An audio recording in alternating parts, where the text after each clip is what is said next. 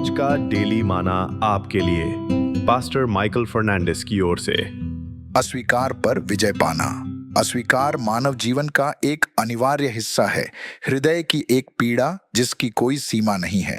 खेल के मैदान में सबसे अंत में चुने गए छोटे बच्चे से लेकर स्वप्न के अवसर से दूर हो गए बड्ढों तक न चुने जाने का दंश निशान छोड़ सकता है। लेकिन अगर कोई इस दर्द को समझता है तो वह यीशु है।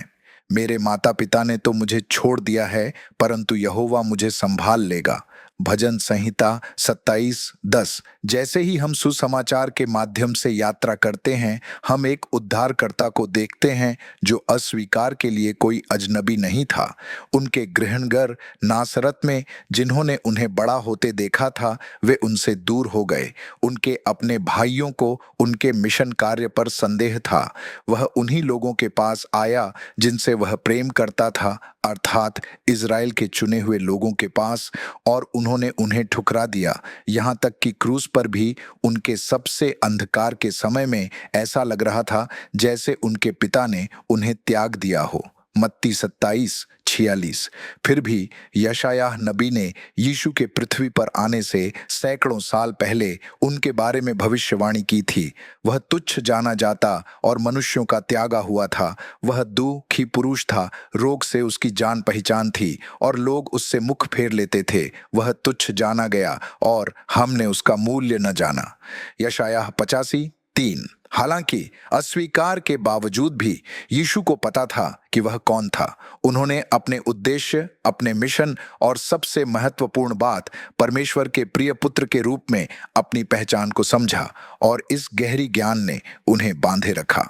जितना अधिक आप प्रभु यीशु में अपनी पहचान जानेंगे, आपको उतनी अधिक शांति मिलेगी।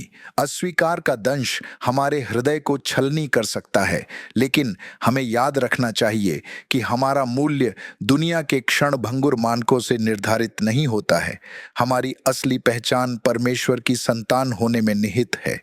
जब दुनिया अपनी पीठ मोड़ लेती है तो परमेश्वर का आलिंगन स्थिर रहता है।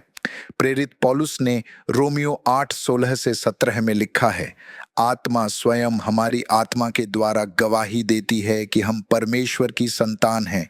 अब यदि हम बच्चे हैं तो हम वारिस हैं, परमेश्वर के उत्तराधिकारी और मसीह के सहवारिस, यदि हम वास्तव में उसके कष्टों में भाग लेते हैं ताकि हम उसकी महिमा में भी भाग ले सकें। कल्पना कीजिए कि विश्वासियों के रूप में हमारी पहचान राजाओं के राजा के उत्तराधिकारी होने में निहित है। इस प्रकाश में संसार की अस्वीकार अप्रासंगिक हो जाती है। तो हम अस्वीकार पर कैसे विजय पाएं? अपने आप को परमेश्वर के वचन में डुबोकर और लगातार हमारे लिए उनके बिना शर्त प्रेम की सच्चाई को पकड़कर अपने आप को याद दिलाए कि हम मसीह में कौन हैं। यीशु के जीवन से एक पन्ना निकालो। जब अस्वीकार का सामना करना पड़ा तो वह कड्डी डिवाहट नहीं हुआ। इसके बजाय उन्होंने ऐसे स्थानों की खोज की जहां उनके संदेश का स्वागत किया जाएगा और जश्न मनाया जाएगा। उन्होंने स्वीकार मांगने में समय बर्बाद नहीं किया। वह एक दैवी मिशन पर थे।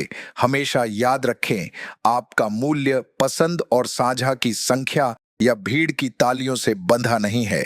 सबसे पहले परमेश्वर की स्वीकार को प्राप्त करें। अब मैं क्या मनुष्यों को मनाता हूं या परमेश्वर को? क्या मैं मनुष्यों को प्रसन्न करना चाहता हूं? यदि मैं अब तक मनुष्यों को ही प्रसन्न करता रहता तो मसीह का दास न होता। गलातियों 1:10। अस्वीकार पर विजय पाने में अपने हृदय को उस व्यक्ति में सांत्वना पाए जिसे हमारे लिए अस्वीकार कर दिया गया था, ताकि हम हमेशा के लिए स्वीकार किए जा सकें। आओ अभी मेरे साथ प्रार्थना करें। स्वर्गीय पिता, जब अस्वीकार हमें चोट पहुंचाती है तो हमें आप में हमारे सच्चे मूल्य की याद दिला। हमारे हृदयों को मजबूत कर और अपनी पहचान मसीह आपके पुत्र में स्थापित कर। आपका प्रेम मेरे जीवन को संतृप्त करने दे। यीशु के नाम में, आमीन।